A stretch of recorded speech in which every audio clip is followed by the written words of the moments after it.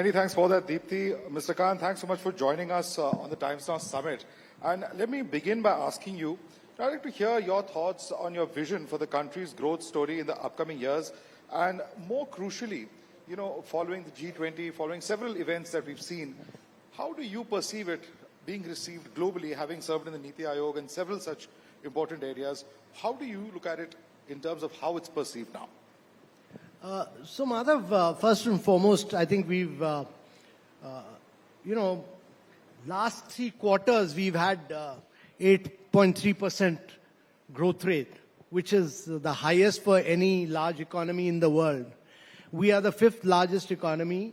We are going to be the 3rd largest economy by surpassing Japan and Germany by 2027. But more important than that, I think what comes out very clearly is that India's done huge amount of structural reforms, whether it was GST, IBC, lowering of corporate tax, ease of doing business. We've also digitized our economy enormously, and we've built massive amount of infrastructure in terms of housing, electricity, in terms of water supply to our citizens and road construction. Now, also we've done a lot of work on climate change. All this has the message which has come out across the world is, which I saw during G20 when I was negotiating, that the stature and standing of India has gone up enormously. And that enabled us to straddle many world of, we could get G7, we could get emerging markets, we could get Russia, we could get China, all of them to broadly agree on all developmental issues. From growth to sustainable development goals, to multilateral reforms, to women-led development, to digital public infrastructure, and also on the critical issue of Russia-China, the Russia-Ukraine issue, where the United Nations had not been able to bring out a consensus para. India was able to do this. So I think the stature and standing of the Prime Minister, the stature and standing of India, the fact that we are the fastest growing nation, all that has added great weight to India's stature. Would you want to share with us how you managed to do that? I believe there were several Sherpa meetings just ahead of the Delhi Declaration. Any secrets on how you managed to get that declaration and that consensus that you can share with us? Yeah, so it was very challenging. It was very complex. We had to take all the Sherpas because we had faced huge challenges in the earlier meetings. We could not arrive at a consensus. So we had to take all the Sherpas 80 kilometers off in that ITC Classic Hotel, which is in New District, lock them up, and we had to take away their mobiles when we started negotiating. So 16 drafts failed, actually.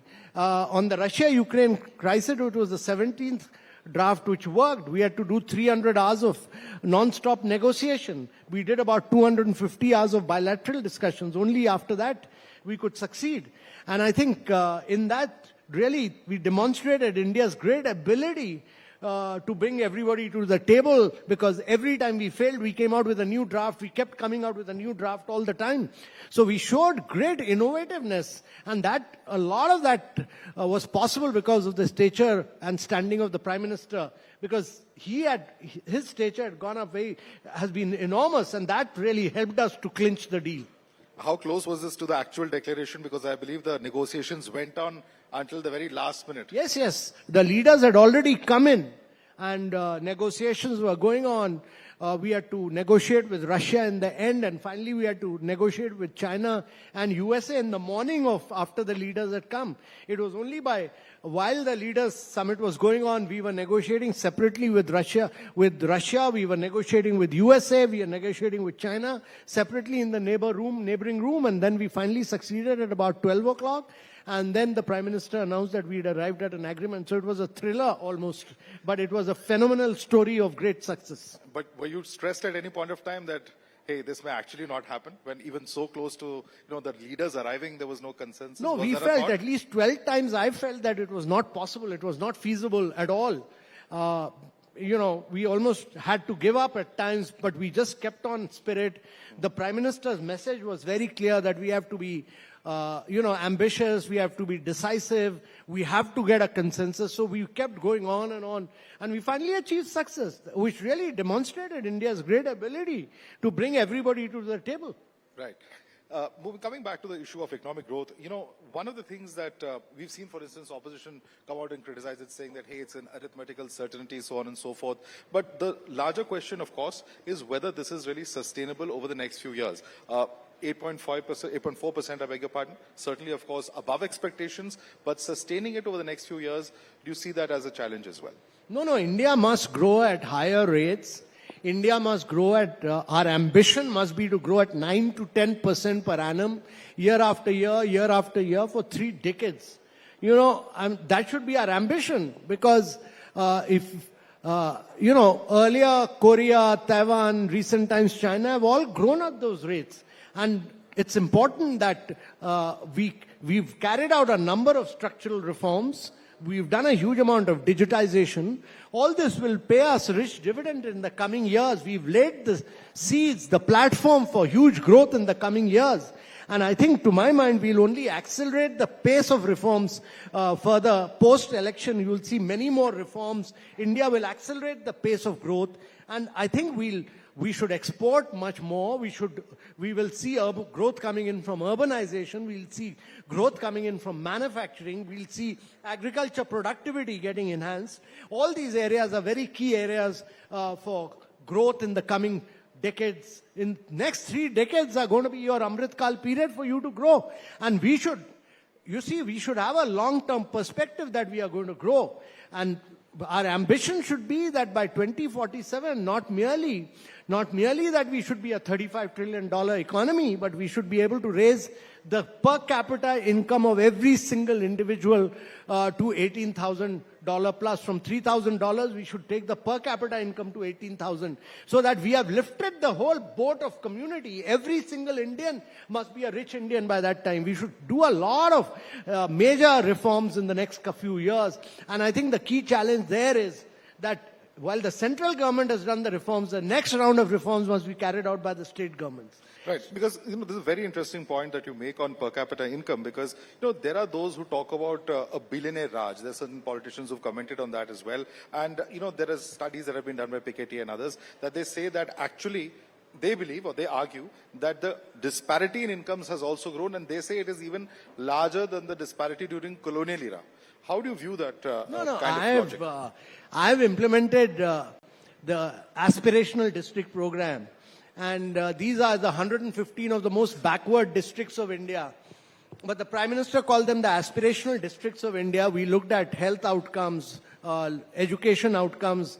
We looked at nutritional outcomes. And within a very short period, we were able to transform these districts because of good governance, because of competition, because of data, because we were making the districts compete with each other. And most of these 115 districts became better performing than some of the best of districts in those states. And these are very far-flung districts. So like Namsai, like Ribhoi, many of these districts, names you would not have heard of. But they transformed themselves. So I'm of the view that we have taken that aspirational district program, the Prime Minister has taken it to the aspirational blocks. So the amount of focus being laid on ground level transformation. Which country in the world has seen 40 million houses being built? Which country has seen 110 million toilets being made? Which country has seen 253 million households getting piped water connection? Which country has seen 88,000 kilometers of roads being made? No country in the world has seen this kind of transformation at the grassroots level. So the benefit of, which country has seen 110 million women getting cooking gas connection and are not cooking through firewood? The transformation at the grassroots level has been enormous. I think one hallmark, and I'm saying this as a civil servant, that one hallmark, and I've put in about 44 years of service now, one hallmark of this government has been really top-class implementation on ground. So implementation has been the focus of this government on ground.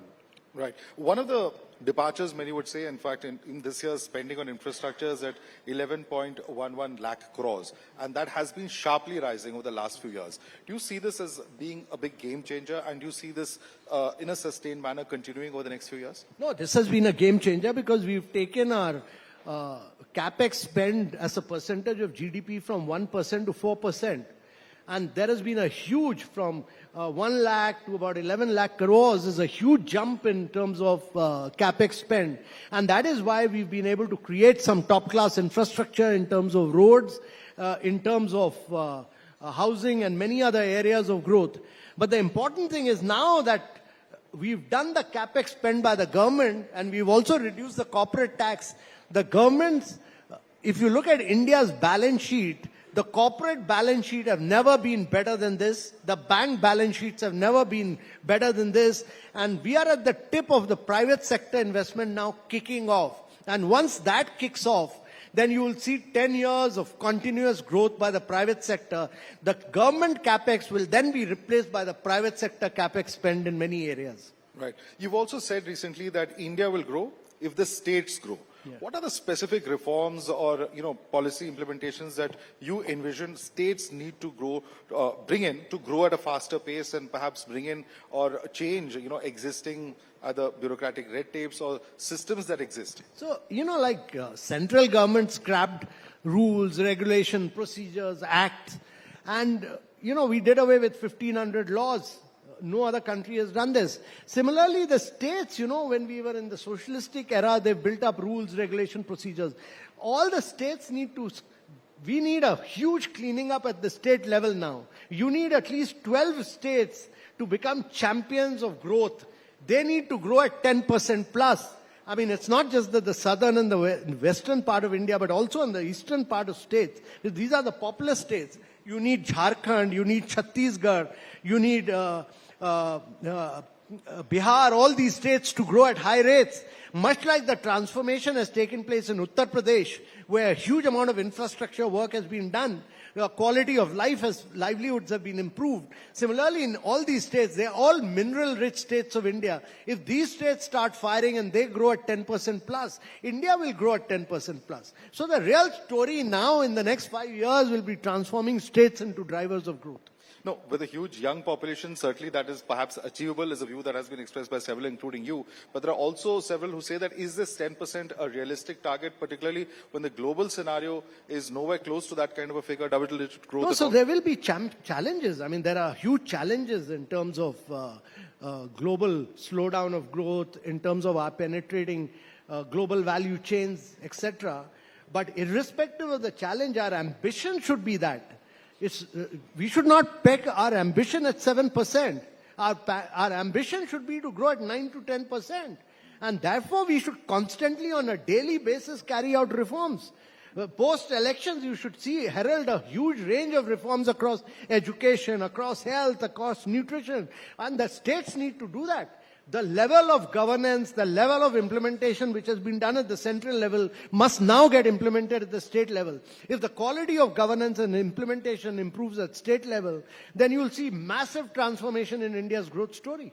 Right. One of the big success stories has been that of startups. From about, I think, 300 startups to becoming the third largest startup ecosystem globally with over 1,12,000 startups.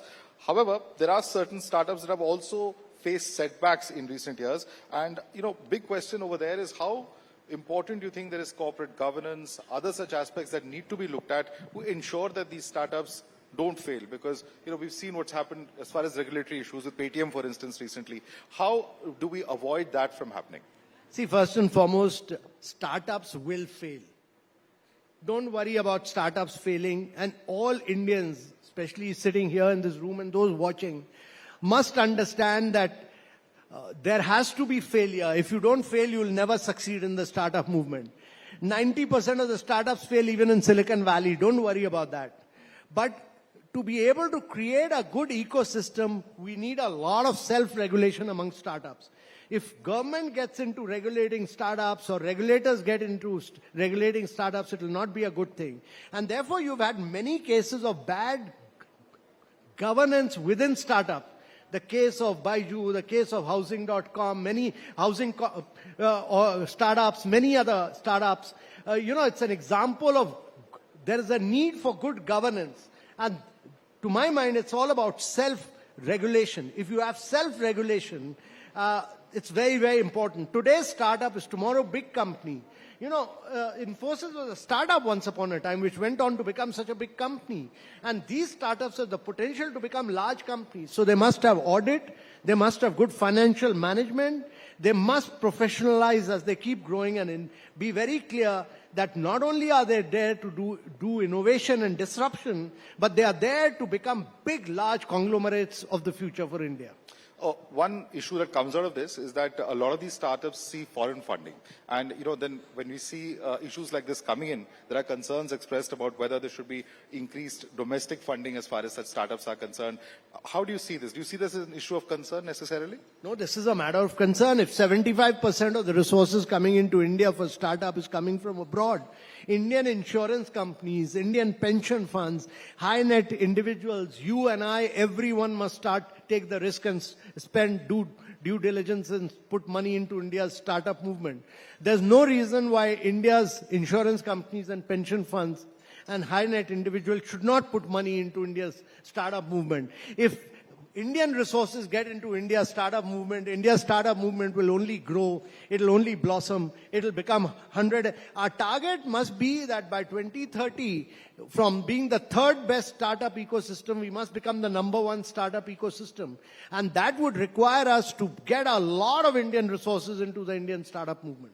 Right. Because, we need the next big of disruption in deep tech, in areas of whole range of battery storage, electric mobility, artificial intelligence, biopharma. All these are new cutting-edge areas of growth, and those areas require a lot of patient capital. You need long-term money. So we need a fund of funds for that, but we need a lot of India's private sector money to get into the startup movement. So there's a lot of opportunity there, but huge there's opportunities. also risk. Huge opportunities, but you'll have to take risks. And therefore, what the fund of fund does is that it supports the venture funds. A number of venture funds spend money into the startup movement, but a part of that risk is taken by the fund of funds. And therefore, we need a fund of funds for deep tech startups. Right. R&D is another area where many have observed India perhaps can do better. In fact, it's stated that India needs to take measures to boost R&D investment to at least 2.5 to 3% of the GDP. What do you see as far as the potential benefits if we actually get to such a level, and can we get to such a level of spending? India needs to do two things. One is the government has already come out with a 1 lakh crore scheme, which is one of the biggest schemes announced in the budget for R&D, and therefore the private sector now needs to step in the act and work with the government on utilizing this 1 lakh crore scheme for R&D. Secondly, my belief has been that all R&D centers that we create must be in Indian universities and colleges, in IITs and IIII. And if across the world, when you look at all the major innovation centers, if you look at all the R&D, that happens in universities. Young college students then go and work in these R&D centers. They do their startups. That's how Silicon Valley became a great place because of Stanford. And that's how disruption takes place. And to my mind, all the R&D centers that we have put up need to be linked with the universities and colleges. And the third big thing, to my mind, is really ensuring that all Indian companies, all Indian startups register the patents in India. And patent registration, trademark registration is very, very critical. This has been hugely speeded up in India. The time being taken is as quick as in USA and Japan. And we need to ensure that all Indian entrepreneurs, all Indian startups do patent registration. Right. We've seen a lot of work happen on skill development, and that's perhaps very important in terms of people getting their employment. We also are looking at a situation where, we are seeing youth come in from villages to cities. It's been happening over the years, but still about 65% of our economy is based, or population is dependent on agriculture.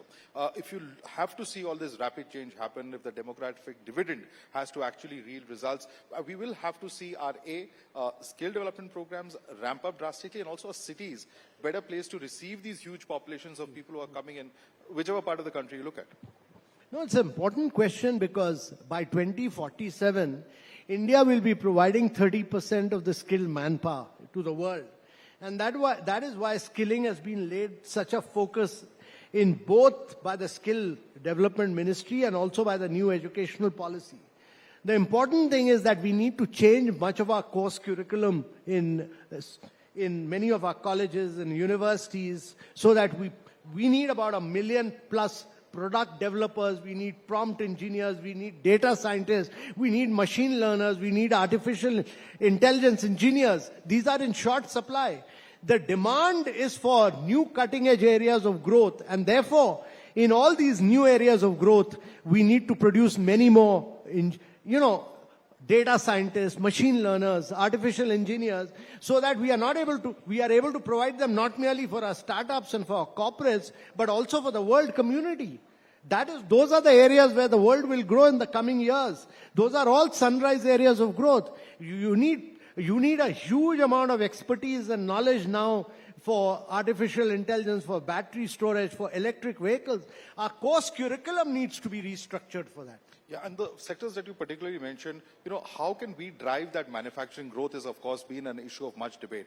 Are these PLI schemes enough? What more needs to be done to drive that kind of manufacturing growth that perhaps would take the economy that much further, in your view?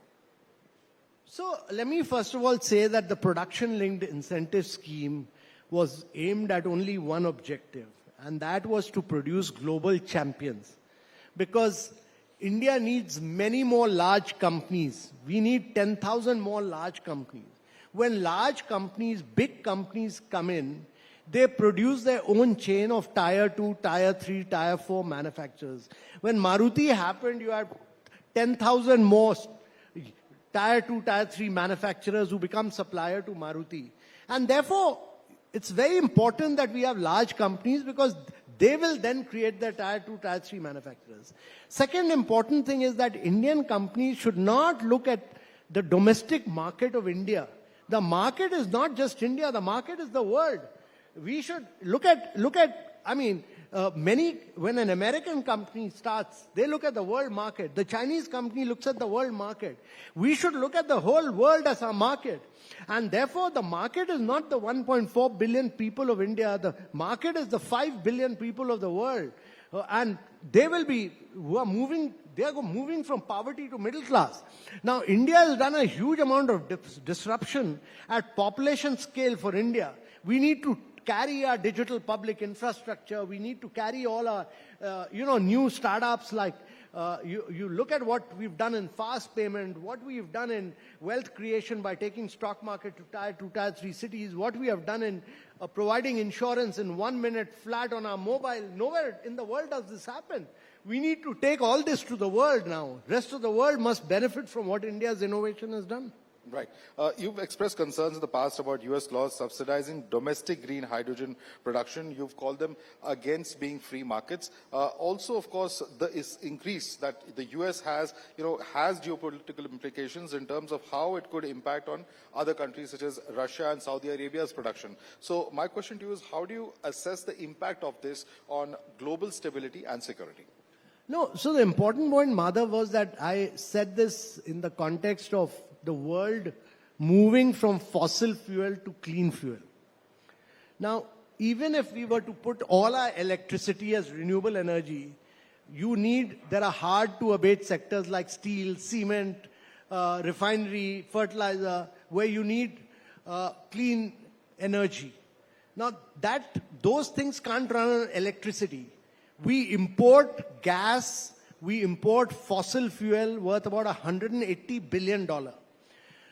Our objective is that we should produce green hydrogen from renewable energy and decarbonize all these sectors like steel, cement, and refinery, etc. The cost of green hydrogen is $4.5. Our ambition is that by the time we become 100, we should bring it down to $1 per kilogram. Now, what has happened in the United States is that they are, through the Inflation Reduction Act, they are doing protectionism by saying that we will support only green hydrogen made in the United States. You can't have decarbonization and climate action across the world if you say that I'm going to support only things which are made in the United States of America. You need a global policy for that, and that will impact green hydrogen in Australia, in Korea, in India. Now, United States is a free market believer, but it is doing protectionism of the highest kind for green hydrogen and for clean technology. It needs to spread out its market across the world to enable the world to produce clean energy. But do you see this kind of hypocrisy also when it comes to issues relating to climate change? Because, countries like India are given very tough emission targets, but do you see the West actually living up to what it should be doing? That's been a criticism in the past. So, a classic example of that are all, if you look at it, India is the only G20 country which has achieved its NDC target 9 years ahead of schedule. We have achieved 187 gigawatt. None of the G20 countries have been able to achieve their, NDC target which they had committed to in 2021 at Paris. So, India is a leading achiever in climate change. No other country has been able to do what India has done in climate change. Right. I also ask you a simple question, and this is a question just as a pure citizen. Last few years, we've been seeing Delhi, the national capital. I know it's not strictly your ambit, it's more related to the environment, but we're looking at a kind of inertia of Delhi being the most polluted city in the entire world. And this happens year after year for the last 5 to 6 years. If you ask the state government, they'll say ask the center. If you ask the center, they'll say it's the state government that's not doing it. Rapid implementation of electronic vehicles has not happened. There's not even a ban on new diesel vehicles registration in the national capital. Now, these are some things that can immediately, of course, cause some kind of impact on ground. And also, of course, states need to be sensitized. Some amount of work has happened. Some states have been sensitized. Some have not been. There is a political fight over it. Unfortunately, our own brand of the national capital and the health of our citizens of Delhi, suffers as a consequence of this. As someone who's been in administration, what's the solution for a deadlock that we're seeing on this? No, I entirely agree with you on this, that irrespective of who's responsible, I think post-election there should be a major priority for both the state government and the central government. Our target must be that we should actually electrify all our two-wheelers, three-wheelers, and all the buses in Delhi. And it's not merely Delhi. I'm talking about all the major metros. I'm talking about even a city like Bhagalpur, which is which has the worst clean air quality today. So all these cities need to be cleaned up. And I think we should demonstrate our great political and administrative will to clean up these cities and improve the quality of life of our citizens, not merely by going electric of two-wheelers, three-wheelers, but also by ensuring that we are able to create an economic model for a lot of agricultural waste which comes out and which is then burnt and which pollutes, and also for ensuring that Delhi is turned into one of the cleanest cities in the world. Clean public infrastructure, for instance, public transport, electric buses. Now, these are things that we hear, but actually, I think a lot of action was taken on that. For many years, the Delhi government didn't procure buses, but then the central government bought 5,500 buses, which was pooled together. And that demonstrated that if you pooled, much like LED, which was when we pooled it, we brought the prices down. When we pooled 5,500 buses, the price of an electric bus was actually cheaper than the combustion bus.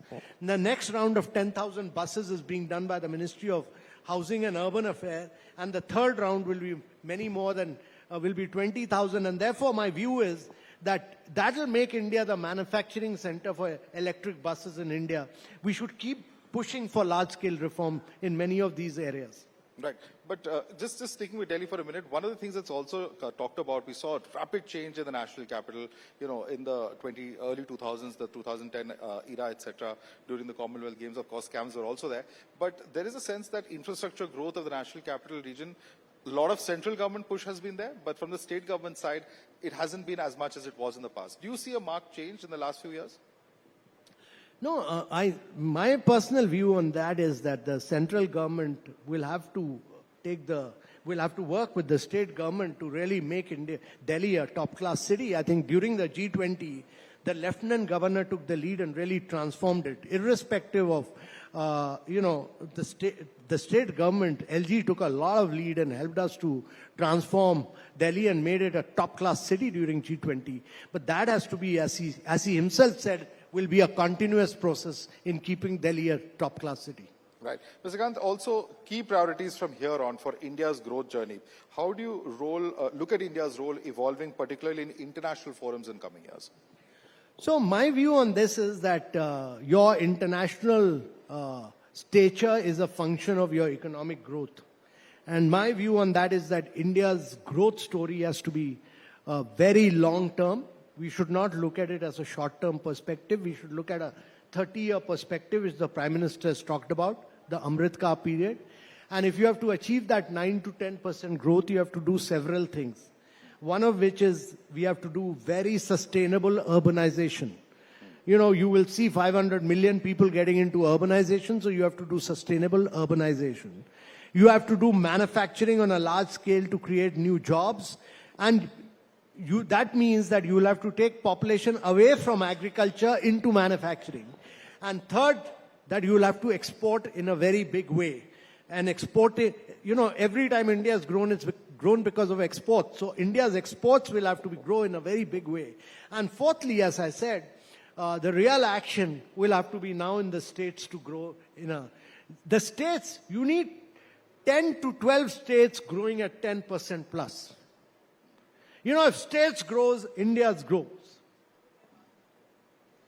And you see that transformation happening from those states which are not considered the traditional, strong, manufacturing hubs. As you said, it's not just maybe the western and southern last states. Few elections have demonstrated that good governance is good politics. And I think good governance, by good governance I mean that good implementation also. And the central government has demonstrated that good governance is good politics. And therefore, this message of good governance and good politics from the central government must spread to all the other states of India. The Prime Minister, interestingly, recently in the run-up to the elections a few months ago said that there are 4 castes that he's focusing on, when there's this huge political debate about which caste, etc. He said, for me, it's only the poor, it's women, it's farmers, etc., and the youth, who are the 4 castes that would be focused on as far as he is concerned. Do you really see this reflected so far in the policy priorities of the government, and how do you see this further from here on being reflected? So, you know that Prime Minister is talking about 2047. Prime Minister is talking about a growth agenda of Amrit Kaal. The Prime Minister is talking about leaving no one behind, and he's talking about Viksit Bharat. Whereas some other people are taking us back into the caste era, which is very tragic, because India can't be divided on caste anymore. It's a very aspirational young India. And the aspirational young India wants to grow, it wants to prosper, it wants to get into new areas of growth. And therefore my belief is very important that, this theory of women-led development, which we brought into the G20, the fact that transformational work has been done. When bank accounts were opened, only 18% of the women had bank accounts. Today, 90% of the women have bank accounts in India. The transformation that is being done through drone didis that you form self-help groups. And today, in the morning, I met a Kisan Didi who's actually earning about 5,000 rupees a day because of that scheme. So you are transforming India through women, and similarly, because it's a young India, you need to transform the youth of India through skilling programs, which is now being done. And you need to enhance agriculture productivity and ensure that the farmers of the country benefit. And that will happen through dairy, that will happen through floriculture, that will happen through horticulture, and many of the allied activities which will ensure a higher earning for our farmers. There's also a question of Atmanirbhar Bharat. No one can deny that, of course, self-reliance is important. But there are those who will question, how is the Atmanirbhar focus of this government different from the, say, self-reliance that was propounded by previous regimes, in your view? So this government's view is that in many areas, let's look at defense, for instance. We were importing all defense equipments till now. The government today says that so many equipments have to be made in India. And that has led India not only to use many of our startups, the IDEX program, etc. Last year, we've done 16,000 crore worth of exports of defense equipments. And over a period of time, we'll end up producing national champions who will do defense manufacturing. Now, when you do defense manufacturing, you are actually giving rise to many new areas of growth. Like the United States, internet came out of defense manufacturing. So once you do defense manufacturing in India and make India the defense manufacturer, you'll cut down huge imports, first of all. And secondly, you will give rise to many new technologies within India. And this is seen across sectors that where we are importing nation, we are increasingly becoming manufacturing nation. And we are now exporting those technologies to the rest of the world. And there are those who say that, even this push for economy, as far as our policy is concerned, this Atmanirbharta cannot go without a similar push as far as our culture, as far as our own, civilizational past and heritage is concerned. How do you see that push of the government coming in? So one thing I've seen that in the last few years, I see a huge amount of national pride. I mean, there's a feeling that we should not ape the West. There's a huge feeling that we should work on our strength, our own culture, our own civilization, our own strength, and there's a massive national pride to be able to achieve that. That national pride I'd never seen before. Right. Thank you so much, Amitabh Kant, for talking to us so candidly and taking us through several aspects of the Indian economy. Thank you so much, sir, for speaking to us. Thank you. Thank you so much, Madhav. Thank you.